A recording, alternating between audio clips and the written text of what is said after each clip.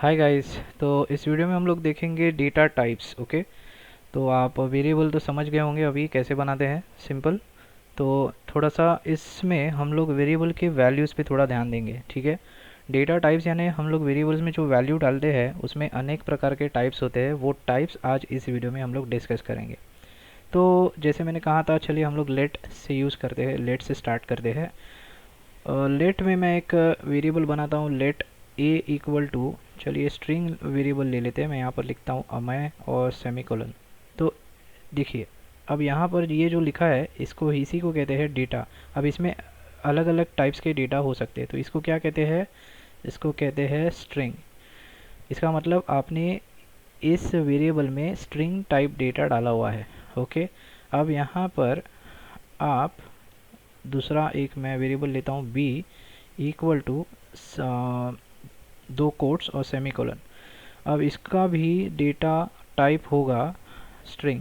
अब इसका data type string कैसे होगा? क्योंकि देखिए ये भी कोट्स के अंदर है लेकिन अंदर कुछ लिखा नहीं है, फिर भी इसका टाइप ऑलवेज स्ट्रिंग आएगा। हमेशा ध्यान में रखना है, जो भी आपने डेटा कोट में डाला है, ठीक है, सिंगल कोट हो या फिर डबल कोट्स हो, उसके अंदर जो भी आएगा वो हमेशा आपका डेटा टाइप स्ट्रिंग होगा। तो ये भी आपका डेटा टाइप स्ट्रिंग ही होने वाला है, करेक्ट। चलिए आगे बढ़ते हैं। लेट सी इक्वल टू, मैं डालता हूँ 45 नंबर, ठीक है। तो ये इसका डेटा टाइप क्या होगा? इसका होगा नंबर, ठीक है। क्योंकि ये एक नंबर है, सिंपल, इसको कोड्स डालने की ज़रूरत नहीं, और ये नंबर सामने हमें दिखाई दे रहा है, तो इसका टाइप हमेशा नंबर आने वाला है। ओके, तो मैं डी में जाता हूँ। अब डी में हम लोग डालेंगे क्या? चलिए मैं मान लो डालता हूँ यहाँ पर ट्रू, ट्रू वैल्यू, ठीक है। इसका डेटा टाइप जो होगा वो होगा बूलियन, और ध्यान में रखना है ट्रू और फॉल्स दो ही वैल्यू होती है यहाँ पर, ट्रू और फॉल्स। मतलब आप वेरिएबल में दोनों दो ही वैल्यूज़ डाल सकते हैं, एक तो ट्रू या फिर फॉल्स। तो ये जब आप चेक करोगे तो इसका टाइप हमेशा होने वाला है क्या? बूलियन। ओके, तो चलिए आगे बढ़ते हैं ई में। अब ई में क्या होगा मेरे? मैं चाहता हूँ, चलिए हम लोग एक एरे डालते हैं। अभी एरे आपको पता नहीं है क्या है, फिर भी मैं यहाँ पर छोटा सा दिखा रहा हूँ एक, मैं समझाने नहीं वाला हूँ आपको, लेकिन मैं एरे डाल के दिखा रहा हूँ। ये कुछ ऐसा होता है और इसको सेमीकोलन, तो इसको कहते हैं एरे। हम लोग एरे अलग से प्रॉपर वीडियो में डिटेल देखेंगे एरे होता क्या है, ठीक है। लेकिन इसका जो डेटा टाइप है ई, लेट मेरा जो वेरिएबल का नाम है ई, इसका जो डेटा टाइप है इसमें एरे है, तो इसका डेटा टाइप क्या होगा? ऑब्जेक्ट होगा। जावास्क्रिप्ट में एरे का डेटा टाइप हमेशा ऑब्जेक्ट ही होता है। अदर प्रोग्रामिंग लैंग्वेजेस में वो एरे होता है, बट जावास्क्रिप्ट में ऑलवेज इसका डेटा टाइप जो होता है वो ऑब्जेक्ट होता है, तो ये ध्यान में रखना है, ठीक है। अब इसके बाद मैं एक ऑब्जेक्ट बनाता हूँ। चलिए ऑब्जेक्ट के लिए आपको दो कर्ली ब्रेसेस लेनी है, और यहाँ पर लिखना है नेम, और उसमें लिखना है अमय, और यहाँ पर लिखना है एज, फिर उसमें लिखना है 45, और उसकी सैलरी, ठीक है। तो ये मैंने क्या बना दिया, इसको कहते हैं ऑब्जेक्ट बनाना। इसका मतलब है ऑब्जेक्ट, ये मतलब मैंने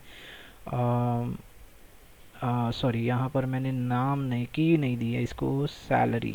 ओके, तो इसको कहते हैं ऑब्जेक्ट। तो इसका भी डेटा टाइप क्या होता है? ऑब्जेक्ट। ऑफ कोर्स ऑब्जेक्ट है तो उसका डेटा टाइप ऑब्जेक्ट ही होना है, करेक्ट। ये भी हम लोग अलग से प्रॉपर वीडियो में देखेंगे ऑब्जेक्ट क्या है, ठीक है। तो एफ के बाद क्या आता है? A B C D E F G आता है, ठीक है। तो जी में हम लोग क्या देखेंगे? और एक चलिए नल देखते हैं। तो नल भी क्या है? एक डेटा टाइप ही है, मतलब कुछ नहीं है लेकिन कुछ वहाँ पर है, लेकिन कुछ नहीं है। ओके, ये एक डेटा टाइप है लेकिन इसका टाइप जो है वो ऑब्जेक्ट है, ठीक है। नल का मतलब कुछ नहीं होना, लेकिन इसके अंदर आपने नल लिखा है, मतलब ही देयर इज़ नथिंग। ओके, इसीलिए वो ऑब्जेक्ट है। इसके बाद जी के बाद एच आता है, और इसको मैं देखिए यहाँ पर सिंपल सा हम लोग डिक्लेयर करते वैसे दिखा रहा हूँ। अब यहाँ पर इसको मैंने इनिशियलाइज ही नहीं किया है, इसीलिए इसका डेटा टाइप क्या होगा? अनडिफाइंड। तो हमेशा आपको ध्यान में रखना है, यहाँ पे इतने सारे डेटा टाइप्स होते हैं जावास्क्रिप्ट के अंदर, तो इसको कहते हैं स्ट्रिंग डेटा टाइप। जो भी कोड्स के अंदर आएगा वो हमेशा स्ट्रिंग होने वाला है, ओके। अब यहाँ पर भी स्ट्रिंग है लेकिन अंदर कुछ नहीं है, फिर भी ये स्ट्रिंग ही होगा, करेक्ट। यहाँ पर देखिए 45 एक नंबर है, ठीक है, तो ये नंबर होगा। अच्छा, और एक चीज़, अगर आपने कुछ ऐसा डाला, एच के बाद चलो आई लेते हैं, आई को मैंने ऐसा डाला 45 नंबर डाला लेकिन कोट्स के अंदर डाला, तो क्या होगा, तो ये स्ट्रिंग बन जाएगा। ये ध्यान में रखना है आपको, ठीक है, कंफ्यूज नहीं होना है, इसीलिए मैंने ये और एक चीज़ दिखाई।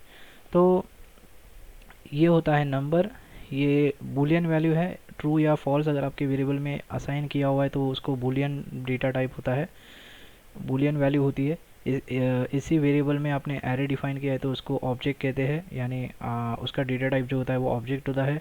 एफ में आपने ऑब्जेक्ट डाला है तो उसका भी डेटा टाइप ऑब्जेक्ट होगा। जी में नल है, कुछ नहीं है, इसीलिए नल का जो डेटा टाइप होता है वो ऑब्जेक्ट होता है। एच का अनडिफाइन होता है बिकॉज आपने कुछ डिफाइन नहीं किया है, और ये सिंपल सा आपको अभी बताया मैंने, इसको मैं निकाल देता हूँ। तो ये तो मैं सब वर्बली कह रहा हूँ, इसको हम लोग टाइप करके या डॉक्यूमेंट डॉट राइट करके चेक करेंगे। तो उसको चेक करने के लिए कैसे चेक करते कि सच में ये डेटा टाइप्स सही है या नहीं। ओके, तो मैं पहले बात तो यहाँ पर इसकी वैल्यू प्रिंट करता हूँ ए की, ठीक है, ये तो सिंपल आपको पता है, वैल्यू हम लोग प्रिंट करते हैं। यहाँ पर रिफ्रेश करता हूँ, देखिए आपको अमाई दिखाई देगा, तो इसकी वैल्यू अमाई आ गई। लेकिन मुझे सच में पता लगाना है कि इसका डेटा टाइप क्या है। तो जावास्क्रिप्ट में सच में ऐसा कुछ पता लगाने के लिए लिखते हैं डॉक्यूमेंट डॉट राइट, और यहाँ पर लिखेंगे type of A. Type of एक जावास्क्रिप्ट ऑपरेटर है जो आपका डेटा का जो टाइप होता है वो बताता है कौन सा टाइप है, ठीक है, यानी आपके वेरिएबल में कौन सा डेटा है उसका टाइप बताता है ये ऑपरेटर। Simple, clear. आगे जाके हम लोग फंक्शंस पे भी काम करेंगे, फंक्शंस में पैरामीटर्स होते हैं, तो पैरामीटर्स में भी क्या आ रहा है क्या जा रहा है, तो उसका भी हम लोग टाइप निकाल सकते हैं इस ऑपरेटर की मदद से। तो ये ऑपरेटर का काम क्या है, डेटा टाइप दिखाना। तो मैंने यहाँ पर देखिए लिखा है डॉक्यूमेंट, सिंपल सा document dot right type of a. आप मुझे इस लाइन में डेटा दिखाओ, इस लाइन में उसका टाइप दिखाओ, ठीक है। तो मैं यहाँ पर रिफ्रेश करता हूँ, इसके बाजू में उसका टाइप आ जाना चाहिए। मैं रिफ्रेश करता हूँ, देखिए आपको स्ट्रिंग मिल जाएगा। सिंपल है। अब कंफ्यूज हो रहे हो तो मैं एक काम करता हूँ, इसको कॉन्कैट करके यहाँ पर ब्रेक डाल देता हूँ ताकि क्लियर समझ में आ जाए। सेव और रिफ्रेश, तो ये नीचे आ जाएगा। सिंपल है। अब मैं बी का चेक करूँगा सच में स्ट्रिंग है क्या।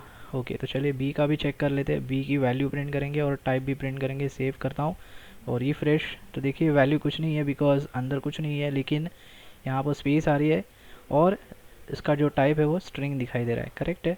अब इसका नंबर आ जाना चाहिए सी का, तो मैं यहाँ पर सी डालूँगा और यहाँ पर भी मैं सी करूँगा। सेव एंड रिफ्रेश, तो नंबर आ गया 45 and number.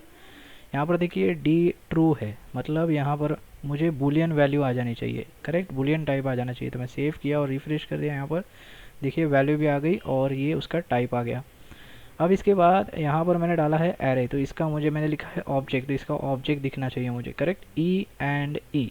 Save and refresh, ठीक है। तो देखिए ये पूरा एरे आपको दिखाई दे रहा है, जो जिस एरे में अमय है 45 है 50,000 है, ये सारी वैल्यूज़ दिख रही है और आपका टाइप दिख रहा है ऑब्जेक्ट। इसके बाद एफ़ है, चलिए एफ़ प्रिंट करते हैं यहाँ पर। अभी एफ़ में आपको दिखाई नहीं देगा क्योंकि इसका एक्सेस करने का तरीका कुछ अलग है।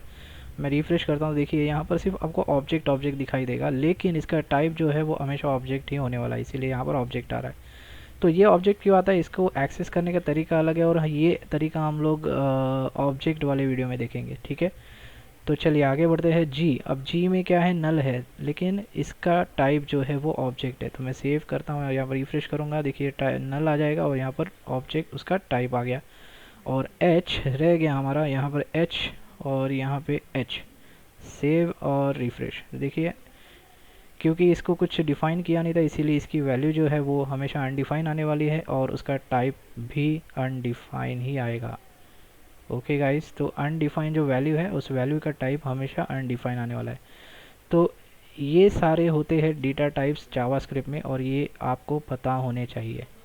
ओके गाइस, थोड़ी सी प्रैक्टिस कीजिए, आपको ये समझ में आ जाएगा। अगर समझ में फिर भी नहीं आ रहा है तो मुझे आप कमेंट बॉक्स में पूछ सकते हो, उसका आंसर मैं आपको ज़रूर दूंगा। तो बस इस वीडियो में इतना ही गाइस, मिलते हैं अगले वीडियो में। Thanks for watching.